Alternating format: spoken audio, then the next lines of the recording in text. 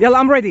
Yeah మనం mount of temptation యేసు ప్రభువును సాతానుడు శోధించిన కొండ ఇది. ఆయన 40 రాత్రులు 40 పగళ్ళు అమ్మా ఇటు వినాలి 40 దినాలు ఉపవాసం ఉండి ప్రార్థన చేసినప్పుడు ఆయనను శోధించడానికి సాతానుడు ఆ కొండపైకి అక్కడ గోడలు కట్టారు కదా, ఆ గోడలు కట్టిన దగ్గరికి అదే స్థలం అన్నమాట. యేసు ప్రభు శోధింపబడిన స్థలం అది. నువ్వు నాకు మొక్కితే ఈ భూరాజ్యములన్నీ నీకు ఇస్తాను అని చెప్పిన మాటలు. యేసు ప్రభు శోధించిన తర్వాత 3 సార్లు యేసు ప్రభు శోధింపబడ్డాడు సాతాను చేత. ఆయన అయిన తర్వాత అక్కడ 40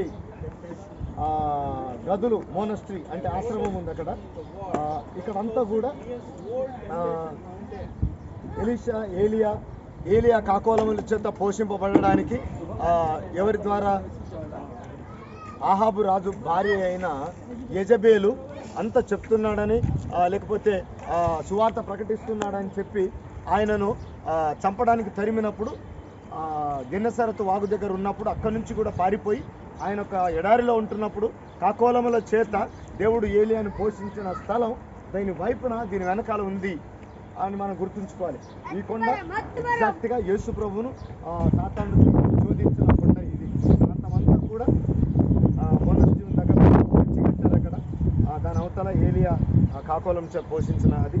ఇది ఎగ్జాక్ట్గా అదే ప్లేస్ అని మరి గైడు లేదా బైబుల్లో మనం చూస్తాం. 40 దినాలు ఉపవాసం ప్రార్థించిన తర్వాత యోర్దాను నది ఇక్కడే కదా, బాప్తిసం తీసుకున్న తర్వాత సాతాను ఆ కొండపైకి తీసుకెళ్ళాడు. ఎట్లా తీసుకెళ్ళాడు మనకు తెలియదు కానీ